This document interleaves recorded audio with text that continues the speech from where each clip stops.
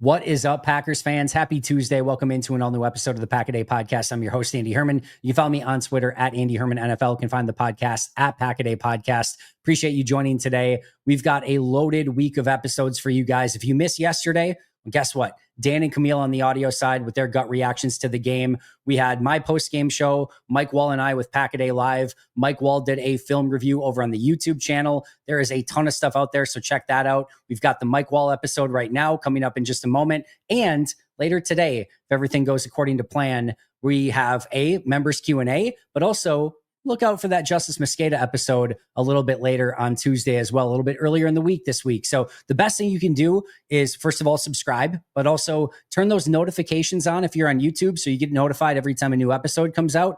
And then also on the audio side, make sure you're getting those automatic downloads as well. Either way, appreciate you guys a ton for being here.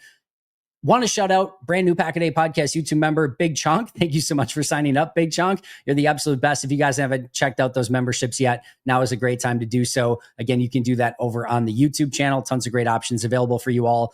It was mostly a nondescript Monday from a Packers standpoint. The one big thing, Monday Night Football, we had the 49ers take down the Carolina Panthers. That's not super ideal. The 49ers are in that upper echelon of teams that are really kind of fighting it out for that final playoff spot. There's really kind of 8 teams that are fighting for 7 spots in the NFC. The 49ers are one of those. If the Panthers would have won, it would have knocked down San Francisco and kind of propped up Carolina just a little bit. But if you look at all the, sort of models and projections and things like that, definitely would have been better for San Francisco to lose that game, despite Brock Purdy going on a 3 interception spree in the first half of that game. The 49ers still found a way to beat Carolina, which again is not technically ideal for the playoff odds moving forward, but Green Bay still has everything out in front of them and certainly holds their destiny in their hands. So right now, the bigger thing is just take care of Detroit on Thursday. With that in mind, let's get into what's on the horizon presented by Schriber Horizon. We've got a injury report on Monday because we do have football on Thursday. The Packers did not practice at all, so it's a complete estimation on the Packers' part. Meanwhile, the Lions did hold a walkthrough, so this is based on their walkthrough availability. Let's start with the Lions. Did not practice for the Lions. Center Graham Glasgow, safety Kirby Joseph, wide receiver Khalif Raymond, and tight end Brock Wright. Limited for Detroit were cornerback Terrion Arnold, safety Brian Branch, tackle Taylor Decker, guard Tate Ratledge, running back Jacob Sailors, tackle Penei Sewell, wide receiver Isaac Teslaw, and running back Sion Vakai. Full participants for Detroit included defensive end Marcus Davenport, offensive lineman Miles Frazier, and edge rusher Josh Pascal. Now, the big thing to note here is the Detroit Lions had a ton of injuries in their secondary and a ton of injuries at the offensive line. A lot of those players that are limited in full, you would expect to play in this game. Kirby Joseph and Graham Glasgow, 2 starters that are on the did not participate list. Those are the 2 big ones probably to keep an eye on the remainder of this week. For the Packers, again, they did not practice, so this is just a full estimation.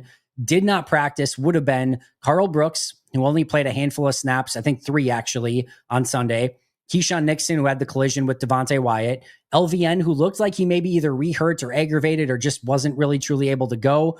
And then Savion Williams, who continues to deal with that foot injury. Worried a little bit about LVN there. Keyshawn Nixon, they should be able to survive, I think, for the most part, but certainly you would love all 4 of those players to play. Savion Williams has kind of been what he's been doing lately and then still being, able and ready to kick return and everything like that. But Carl Brooks, Keyshawn Nixon, LVN, and Savion Williams would have been the players that did not practice. Limited participants would have been Javon Bullard, Edgerrin Cooper, Jaden Reed, who is still in that, open 21-day window of him practicing, Zach Tom, and Dontavian Wicks. Also, limited participants, 4 of them who did not play in last game: Matthew Golden, Nate Hobbs, Josh Jacobs, and Quay Walker. A huge sign for all 4 of those that they may be able to give it a go this week. If in fact, they do end up being able to practice. Again, estimation only, but the fact that the Packers thought Golden, Hobbs, Jacobs, and Quay would have been good enough is hopefully a really good sign for those 4 players. Meanwhile, Romeo Doubs, Jordan Love, and Christian Watson would have been full participants. A ton of injuries for both sides. We're going to want to keep a very close eye, especially as we get to Tuesday's practice, Wednesdays, probably again, estimation, and we get a final injury report right away. Thursday noon is going to be here in the blink of an eye, and these injuries are really going to be worth keeping an eye on to see who can go for both of those teams. It's going to be interesting, so worth keeping an eye on very closely over the course of the next couple days. That's what's on the horizon, presented by Schriber Horizon. Now, I want to tell you about a key part of Schriber Horizon's suite of solutions. It's called the Hitch. The Hitch is Schriber Horizon's end-to-end logistics solution, ensuring your product moves safely and efficiently from plant to retail. Schriber goes beyond basic transportation to deliver a seamlessly integrated distribution experience. From temperature-sensitive freight to customized packaging solutions, Schriber manages every step with precision, reliability, and care. Here's some of the things that you can expect: trusted expertise, scalable support, simplified operations, and cost efficiency. The Hitch doesn't just move product, they connect you to one of the most trusted, well-established distribution networks in the food industry. Backed by decades of Schriber experience, Schriber partners with major retailers, reliable suppliers, and expert carriers to ensure your goods get where they need to go efficiently, accurately, and on time. Find out more by snapping a picture of the QR code on your screen or going to schriberhorizon.com. Hopefully you guys also had your victory pizzas on Monday, brought to you, of course, by Luigi's Pizza. I had mine. I had the Big Daddy Mighty Meaty Pizza. And let me tell you, it was delicious. If you're looking for a filling pizza, not one of these ones that you get in your freezer section, these generic, like it looks like they're a piece of cardboard and they're flimsy. No.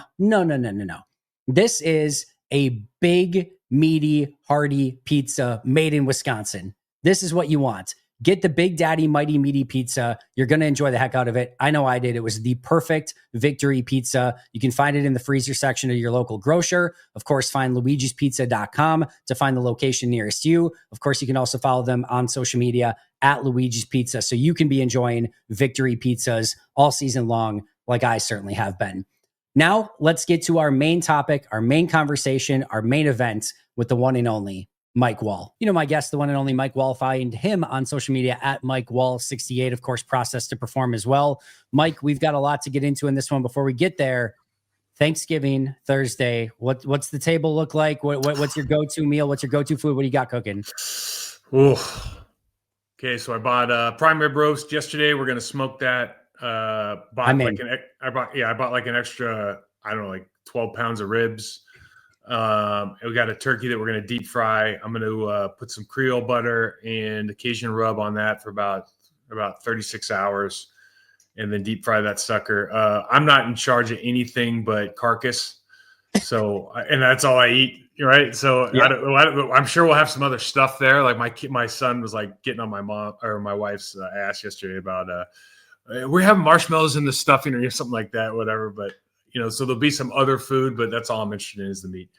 I am a known Thanksgiving food hater. I'm not a Thanksgiving food guy at all. Everything you just mentioned, I'm all in on all three of those. I've never tried a deep fried turkey, but I would love to try it.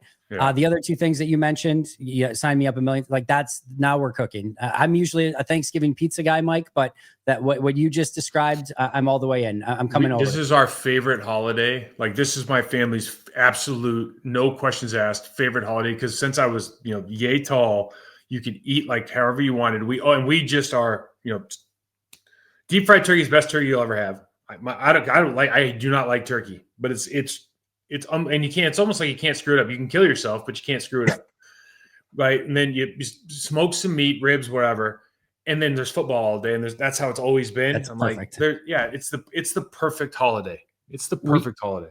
We usually have plans, but like our kind of like ideal Thanksgiving is what we like to do, or when we like did it during like COVID and things like that, when we couldn't get together with people, and kind of what we wanted to or try to make a tradition is everybody just gets their favorite food. So everyone in the family got to pick their favorite food, and we would make all four of those things, and it would be perfect. So that at some point we'll get back to maybe doing that. But I'm looking forward to Packers Lions in this one. We've got a lot to dig into. Let's start with Packers-Vikings. I want to start on the defensive side of the ball. This was a pretty awesome performance by the defense, holding Minnesota to 6 points. Yes, J.J. McCarthy struggled. Just reported right before we started recording this that J.J. McCarthy is in concussion protocol. Apparently he suffered a concussion at some point in the game, started having symptoms on the plane ride home, according to the reports. But either way, Green Bay's defense was phenomenal in this game and limiting them to 6 points on two very long, well, at least like a 52 and a 59-yard field goal in this one. Yeah. So really impressive performance by the defense. Yeah, it was awesome. And there's always there's probably a little bit of like, you're in the National Football League, so there's not an asterisk, but you could put an asterisk like JJ McCarthy's not really playing very well and their offense is struggling because of it. And the Sam Darnold conversation, all of that left side of the offensive line was hurt. You see, we talked about it before. Darrisaw and Micah Parsons is unbelievable. And Micah Parsons is going to beat him anyways. Don't get me wrong. So nobody get angry out there, but like that is not that he was a shadow of what was going on. Sometimes, like, I remember I played with Walt Jones, and he could barely walk before the game. He wouldn't play Dallas and gave up like 2 or 3 sacks to DeMarcus Ware, who he had never lost to before in his life. And it's like, everyone's like, oh, he's over. And it's like, no, man, he literally can't. Like, he couldn't even walk. They had to shoot him up 3 times or, whatever. But these things happen. I think the cool thing about the defense is just watching the aggressiveness at the safety position. So the Vikings go under center a lot because they're, one, trying to run the football, and they're trying to get us to declare via under center, via motion, how we're going to balance the defense, etc. I love the way that we're running safety inserts and like making it every time it's a little bit different. So let's say they run the tight end across. Well, the first time they just bring that third linebacker down the line of scrimmage, and then you just see Williams going like a damn bullet right through the C gap. Like, he doesn't even hesitate, right? Next play, they bring him down off the edge and they keep the linebacker back so that, it's just a different look. Then the next play, they bring the linebacker into the B gap and they just bring him backside. So the way that they're doing it, giving you a different look every single play, is really, it's just a fun defense to watch. And then you couple that obviously with like Micah Parsons is playing the kind of ball right now because of his production, but also just the hype around him. And like all the chat is always like, oh, what's Micah Parsons going to do today? And all eyes on Micah Parsons, saying like, we haven't really had that since Reggie. Like, I don't know. When's the last time you had a guy that was like, got that much attention, both from the other team, but also from the media, where like you can imagine the pressure that's on whoever's playing against him all the time. And like, it just frees up opportunities for everybody else. It's cool to watch, man. This has been the most fun I've had watching a safety room on film in my time breaking down tape in Green Bay. The way, like you mentioned, that Evan Williams just flies down to the football. The last 2 games, again, I haven't watched the all 22 in this one in entirety yet, but the last 2 games especially, you can just like almost every single play, like Evan Williams is around the football by the end of the play. It is remarkable how often he is near the football.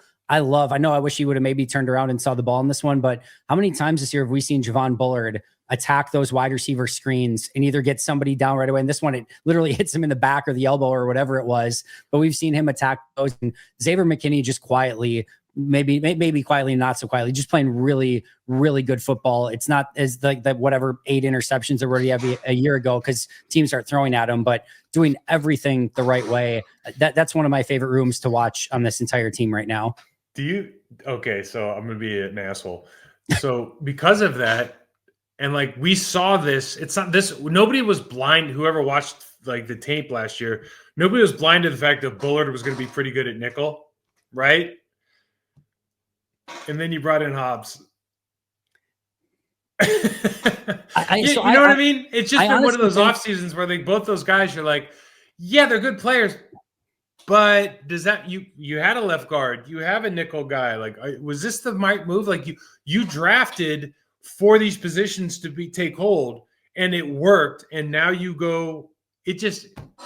The thing with Hobbs too is like I would make the argument. I think they legitimately thought he could be an outside corner. I think that's where they wanted to put him. But you could also say the same thing about Carrington Valentine in that situation of like you could also sort of see the glow up for him coming, and maybe you just wanted like Green Bay has I don't know, fetish is probably too strong of a word here, but they love their versatile players. They love versatility. They love guys who can play multiple spots and they can move people around throughout the course of the season when injuries hit. I think they saw a corner that they felt like they could play outside corner, inside corner. I think they even said at one point, maybe I'm misquoting this, but I think they even said at one point that they feel like he could play safety if they ever needed him to. I just think they saw somebody that could play all these positions and they got giddy about it and didn't really think about it. And what it reminds me of a little bit, they had Casey Hayward and Micah Hyde. I think they had Morgan Burnett, and they had all these, kind of up and coming defensive backs.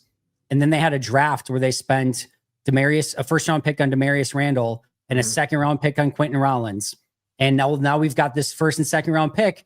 And now all of a sudden Micah Hyde and Casey Hayward are up for contract extensions. And it's like, well, we just spent the first and second round pick. We've already got our corners. And I think they really like Ladarius Gunter at the time, who was an undrafted free agent from that same class. They're like, well, we don't need Casey Hayward and Micah Hyde anymore. Hyde goes on to be a six-time all, I don't know, maybe that's aggressive, but he was an all-pro player. Micah Hyde's awesome. Yeah. Awesome, unbelievable, right? Yeah. So like a multiple time all-pro, if I'm remembering correctly. Yep. And Casey Hayward went on to have his best years of his career post Green Bay, and Randall got traded for Kaiser, who also didn't turn out. And then Rollins was out of the league in a couple of years. Like that stuff can backfire on you really quick if you get some of that stuff wrong. Yeah, it's a crazy sport. It's kind of like, I don't even say that to dig on those guys. Like I would, like Hobbs in particular, like he's probably on another team killing it right now. You know what I mean? I mean, he's probably on another team killing it right now, and he can't even see the field. It's a tough sport. I will say, and again, this doesn't mean anything. I've seen other players do well in training camp, and it doesn't amount to a whole bunch of crap. I thought Hobbs looked really good in training camp, and it looked like he fit perfectly in this defense. And then he got hurt at the end of camp, came back, and I don't know if the injuries affected him when he came back, and then kind of got benched and then got hurt again. I don't think we ever really saw 100% healthy Nate Hobbs in this defense outside of training camp. I'm still keeping some hope that if he can get back to maybe playing that way, and maybe there's some injuries play a factor there, that he can at some point be a good factor for this team. But it has not worked out so far. And but thankfully Valentine and Bullard and Evan Williams and those guys have, and it's made it kind of a moot point other than losing some money on it.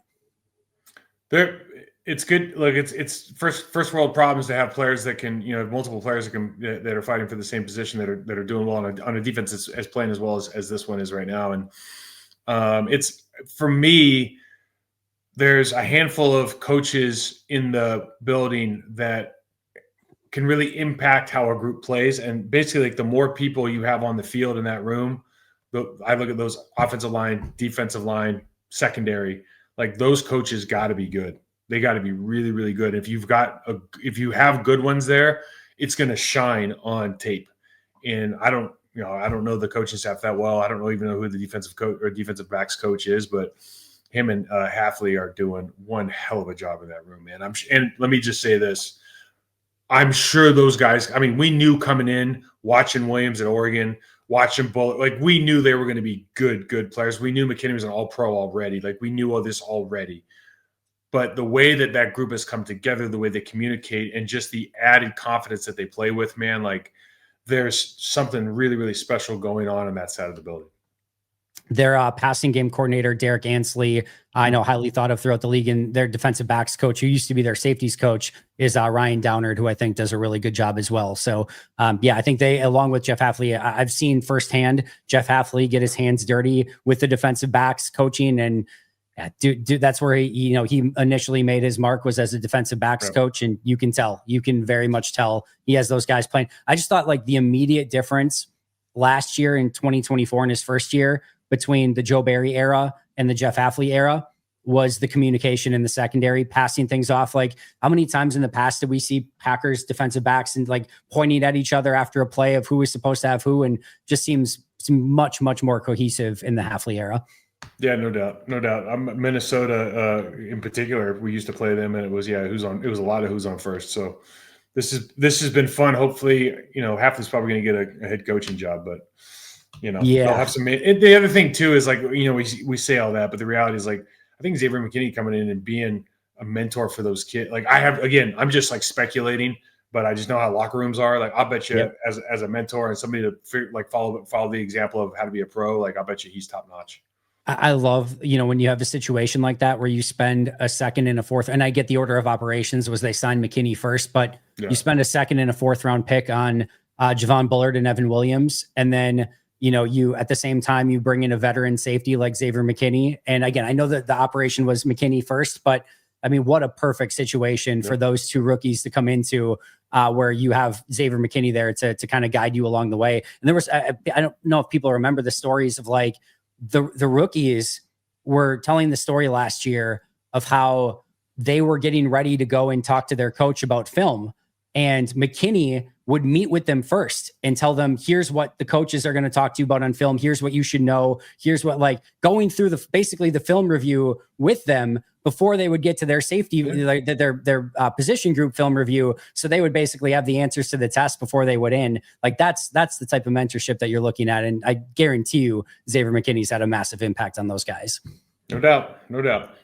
We talked a lot, and again, just a reminder to everyone, Mike and I did the live show as well. We talked a lot about Isaiah McDuffie on that show. We talked about Kamal Haddon and Carrington Valentine. I had those as a couple topics today, but make sure you go and check out the live video where we go into those in greater detail. I did want to talk to you about the Packers defensive line. We touched on it a little bit, but obviously, again, Micah Parsons, there's multiple fun shots of him getting triple teamed in this game, still had the multiple sacks. Devontae Wyatt has a couple sacks. We talked about Warren Brinson.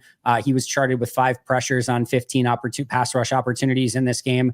I thought for the most part, the defensive line did a pretty good job. Run defense had a couple issues here and there, but I thought overall they did a pretty good job up front. Well, yeah, I mean, the name of the game is creating turnovers and getting the tackles for loss and sacks. And like if you've got a guy who's as disruptive as Micah Parsons, then again coupled against some your best player, like you go into a game like that and you're like, okay, Christian Darrisaw, first round draft pick, top guy. You have the burden to shoulder this week, right? We're gonna put all the help over the other side and blah blah blah blah blah. We're gonna make sure these guys are protected. You got a first round draft pick next year, and then first round draft pick goes down, and then Darrisaw you find out is like hurt the whole game, and it's like the whole game, and your quarterback is already nervous. Your whole, I mean, as a play caller, you can imagine your whole game plan's like, we got to do what now? It's really, really difficult. And I think it was in the first series maybe where Parsons, maybe it was like play 3, Parsons beat Darrisaw inside for a quarterback pressure. And it was really easy. And after that, you just kind of, if you're watching the tape with the eyes of an offensive lineman who's been beaten inside before, then you're like, oh, shit. Because, that's not going to happen just once. Like bad things happen in threes. And this is play 3. Like we got a lot of game ahead of us. I just love the way that Micah Parsons continues to just like bring the energy. Forget all the other stuff. He just brings the energy at a ridiculously high level. Devontae Wyatt really seems to be playing well and showing up more and more and more. And maybe that's just statistically, but when you turn on the tape, you just feel like he's playing with like an added level of kind of controlled violence that I think he's showed flashes of, but I think he's just continuing to build on. You'd still love to see, you'd really love to see some more out of the other, whoever the other edge rusher is going to be. Is it going to be Enagbare? Enagbare had a great 4th down play, obviously, and he's been playing well. And Rashawn, it's like Rashawn Gary is a really, really good football player, but the same, it's for whatever reason, he just doesn't come up with the final boss finish, when he needs to. He had a couple opportunities yesterday, but those guys are playing well. They're putting pressure on that quarterback, and you would love to see. I mean, listen, as good as it is to have a Micah Parsons, the next thing is when you have a Micah Parsons, then you have to have somebody. We thought it was Rashawn Gary, and it has been, he's gotten a lot of good sacks off of Micah Parsons, right? But you would love to see who's the other guy that we have to focus on? It could be a 3 technique, could be your other edge player. We're still, I think, looking for that, but there's so many guys that are trying to make the most out of their opportunities right now that you feel really good about what they're doing. And again, we talk about from a coaching standpoint, you do see the elevated play aside from bringing in the star free agent. You do see the elevated play with these other players, testament to the coaching the change that they made in that room. Well, the Texans put a display on of what you can do with 2 pass rushers that are, both playing at a high level against the Buffalo Bills last Thursday. When you've got Danielle Hunter and Will Anderson Jr. playing at that level, and they're just both coming at you full steam, that's the proof of concept that you're ideally looking for at some point in time. If you get Gary just playing, maybe a little bit better again, some of those, just having the finishing quality that you would like to see him have, that's the hope that you would have for those 2 as defensive ends. Yeah. As good as the Packers are, the Houston defense, the secondary is all, like, I think they're all 1st round draft pick. I mean, they're absurd. Like Al-Shazier is a phenomenal linebacker. They've got great defensive pass rushers at the defensive tackle position. And then like With Danielle Hunter and Jonathan Grenard switching was kind of nuts because it was almost like same. Like Danielle Hunter has bigger arms, but they have like the same output. Yep. But Will Anderson Jr. in a very short, I remember like watching training camp of him when he first got in. Like they gave him that C in year one.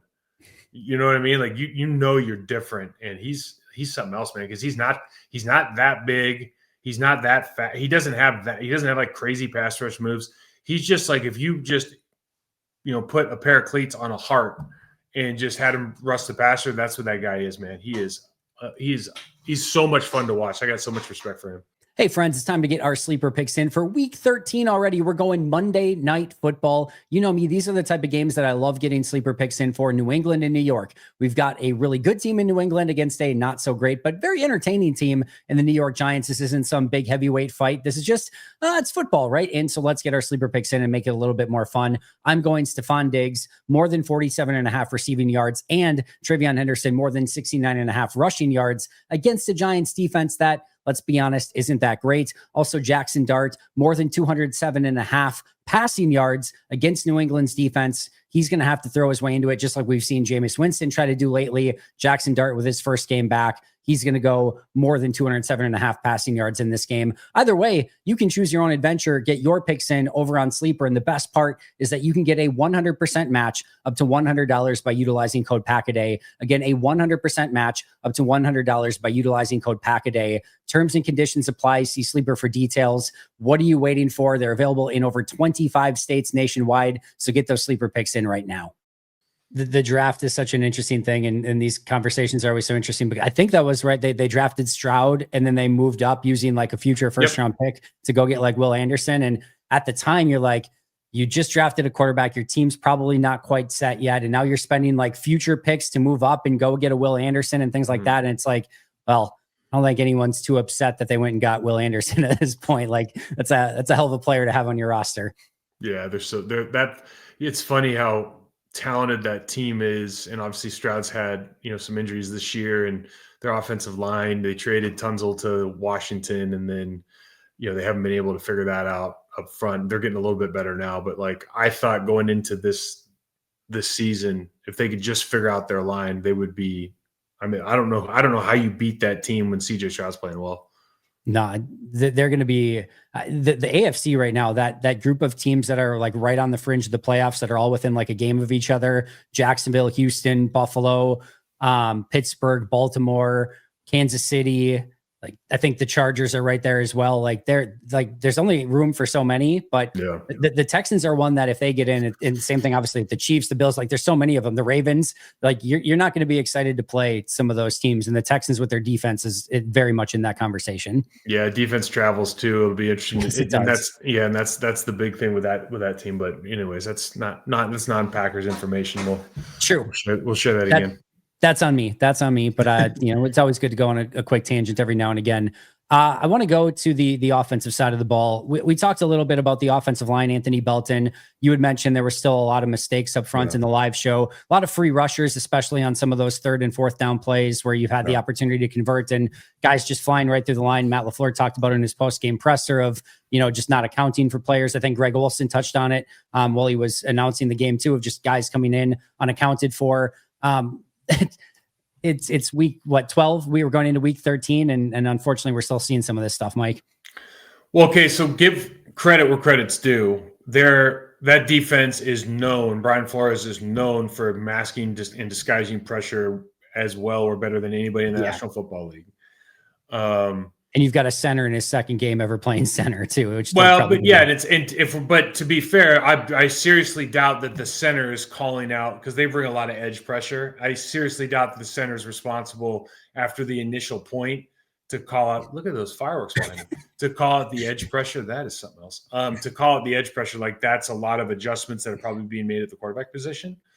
And a lot of times it's not always that the guy's coming free. It's like when he says it's not accounted for, it's like who's running the hot route.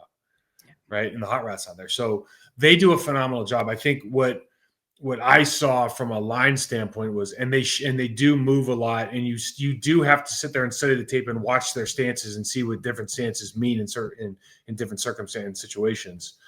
But they miss on so many like half stunts and stunts.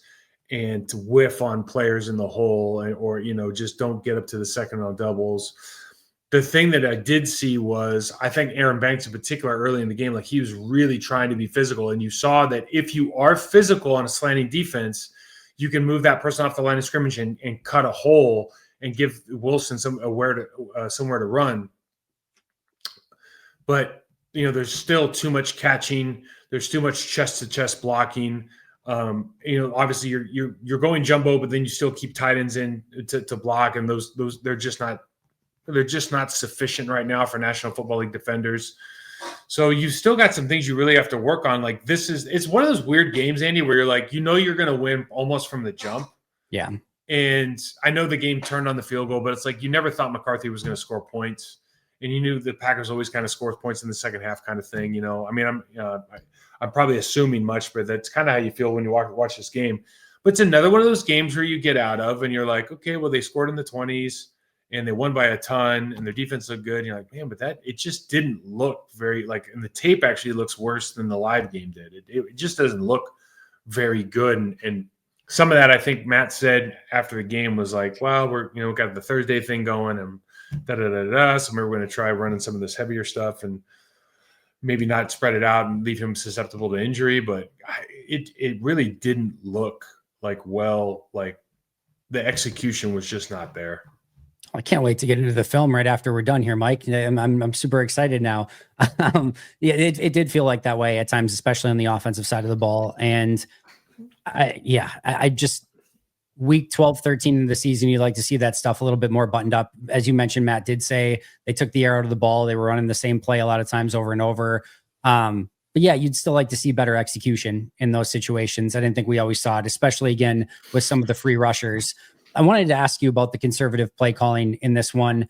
I thought, to your point and what I mentioned as well, especially once you got to 17-6, it felt like a foregone conclusion. The game was over at that point. Didn't feel like Minnesota was ever going to be able to put up the 11 points to tie the game or anything more than that to beat you.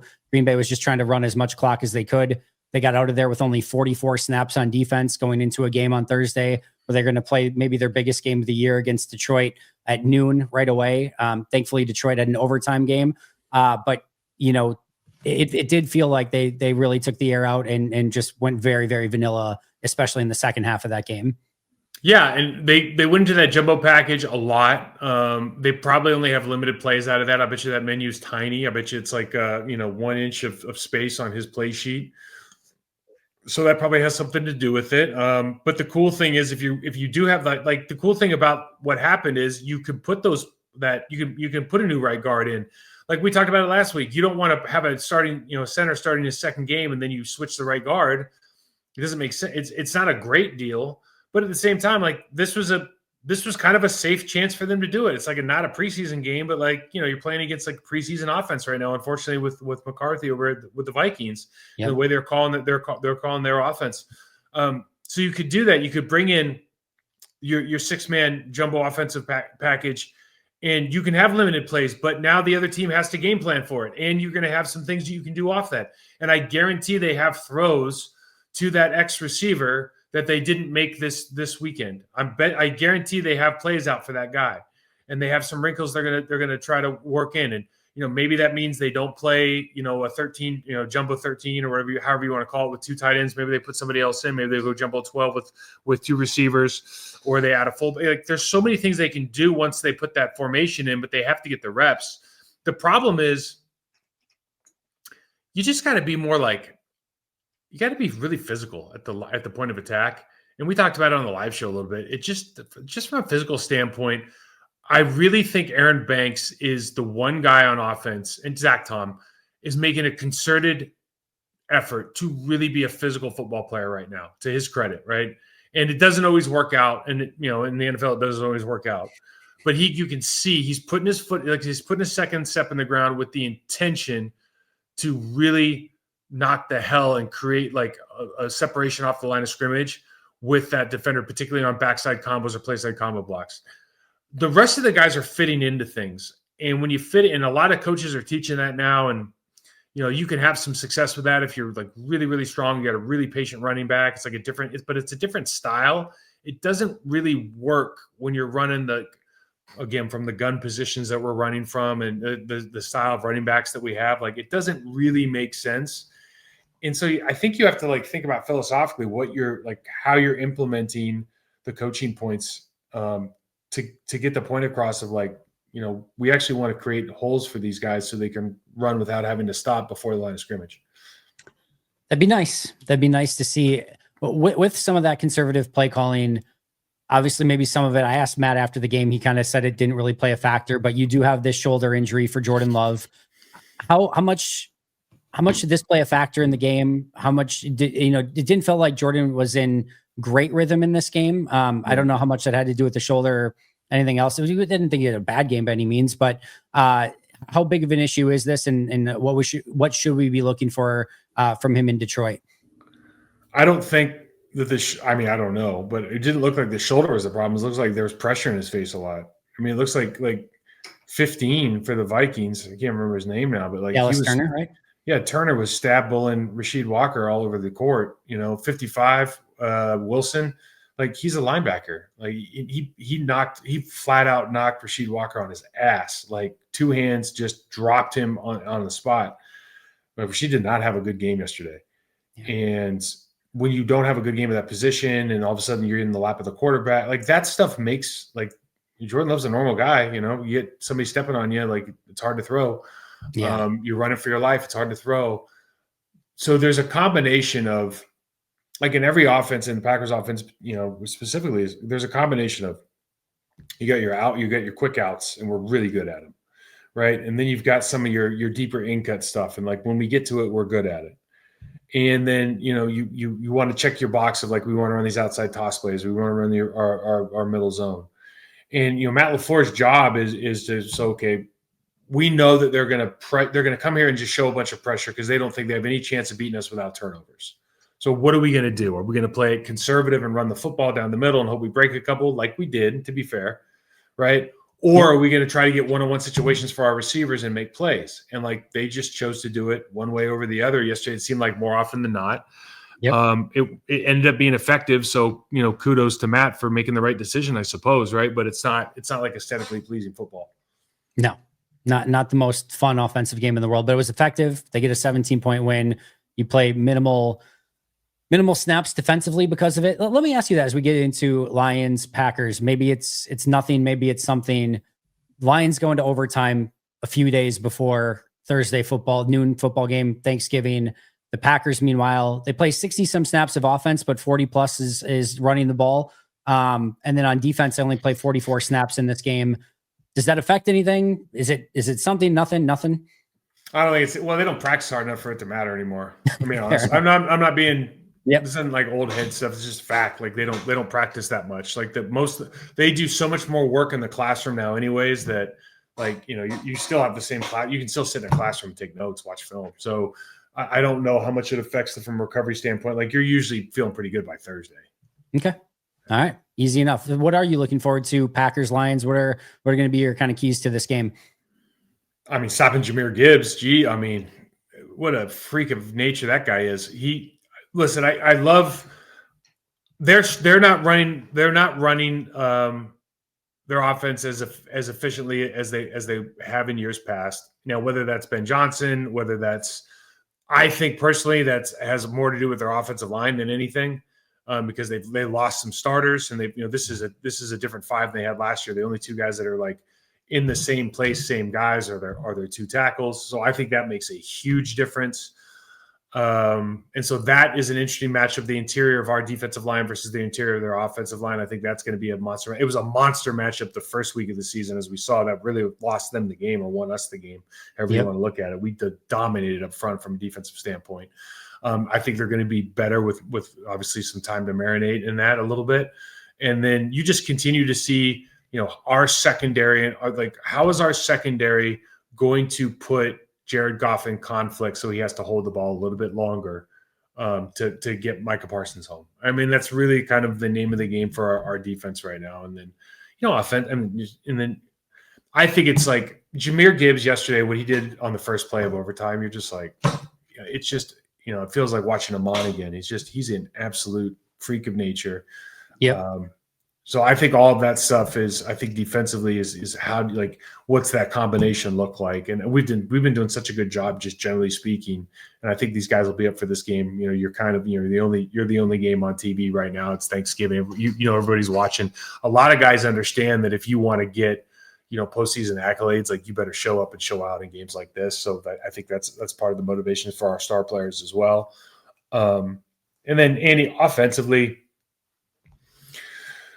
I think this is a tough matchup at home in Detroit on Thanksgiving, given how, like, Rasheed Walker didn't have a great game last week, you know, yesterday, and then has to go against, you know, Aiden Hutchinson, who's a pretty good player.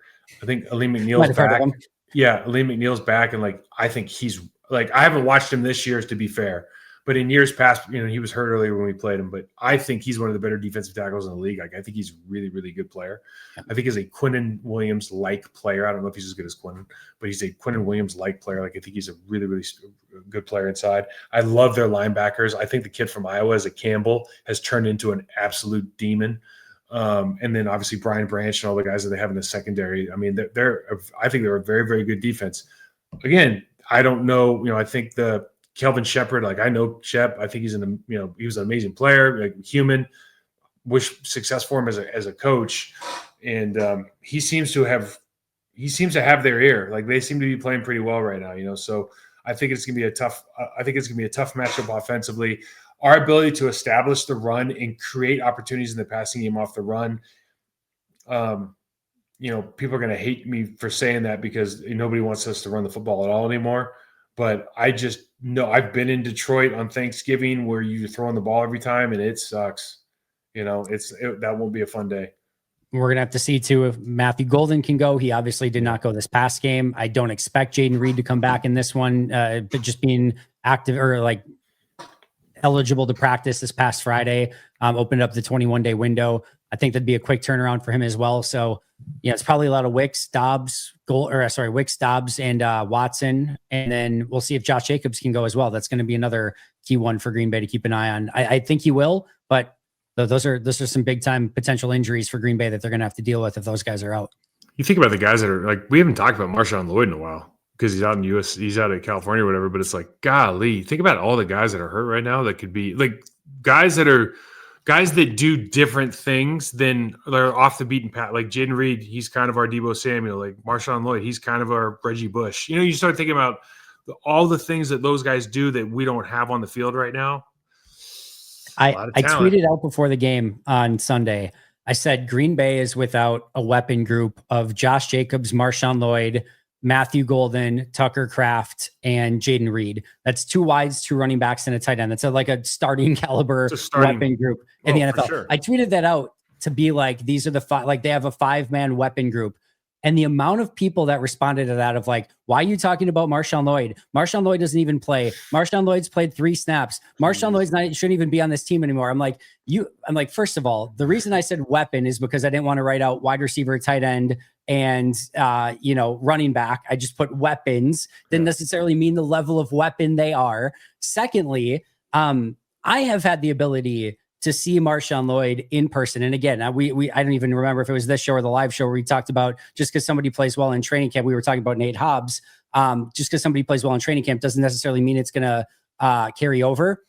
I've in my time on the sidelines, there are few, I mean, very few, that have dropped jaws of like reporters and people on the sidelines the way that Marshawn Lloyd has like dropped jaws and like people just immediately like, did you see Marshawn Lloyd on that play? Did you see Marshawn Lloyd on that play?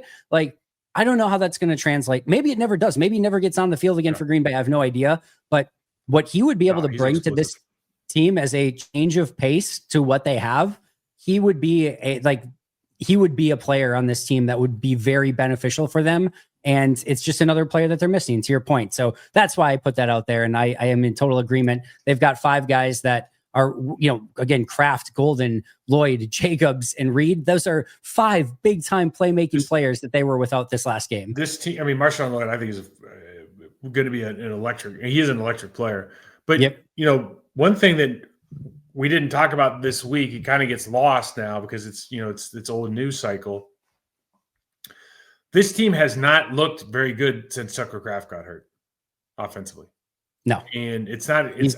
I don't think it's a coincidence. It's not. And it's 100% not. This game, because of the circumstance, but even more so than last game, you saw those two tight ends in there a lot, and maybe they're getting their free. Maybe it's another thing. Well, we're getting them good reps, and this and that and the other thing. And at some point, I'm going, okay, you're getting Sean Ryan's second. Okay, good reps.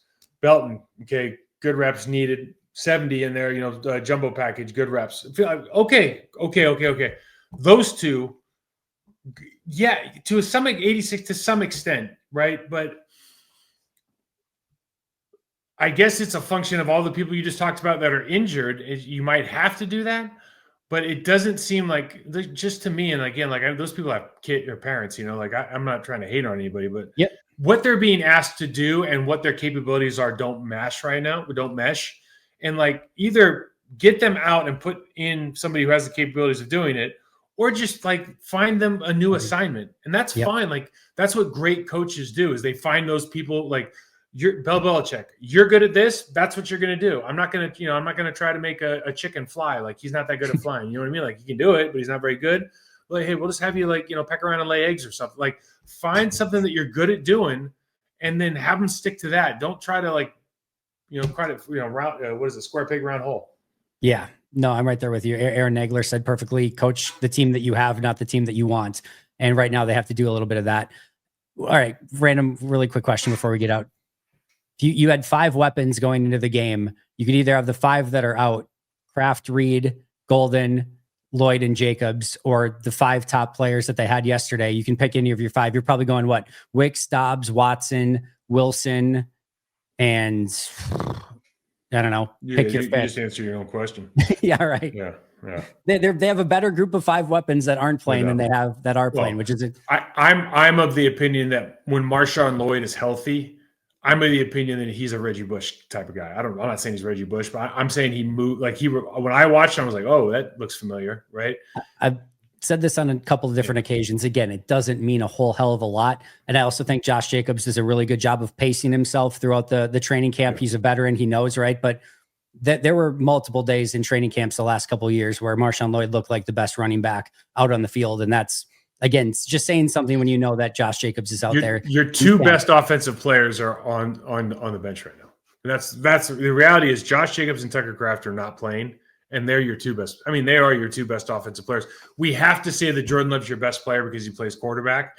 But if you were, if you were rating, I bet you if you were, doing the Madden ratings or something, as of this point in the season, those 2, Josh Jacobs and Tucker Kraft are really, really good players, man. And then, I mean, if you're doing 3 out of 4, Jaden Reed's coming in pretty close thereafter, in my opinion, too. Christian Watson, Jaden Reed, probably in those next 2. But yeah, they're missing a lot. They're going to have to overcome it. Maybe they can get Josh Jacobs and Matthew Golden back this week. We'll have to wait and see. Mike, I cannot thank you enough. I hope you have a tremendous Thanksgiving and enjoy the game. We've got some film study coming up with you this week. We'll break it down again next Monday after a week of eating and indulging in football. I cannot wait for it. I cannot thank you enough. Mike Wahle 68 on social media. Process to Perform. Anything else you want to plug on the way out? Just scotch and steaks, man. It's turkey time. I see you've had caffeine and kilos this whole time. Scotch and steaks is maybe the next shirt you need to invest in. That's a good idea. Do we have something there? I don't know. There you go. Scotch and steaks. I'm all in. Follow him at Mike Wahle 68. You can find me at Andy Herman NFL. That's going to do it for us today. But until next time, and as always, go Pack Go.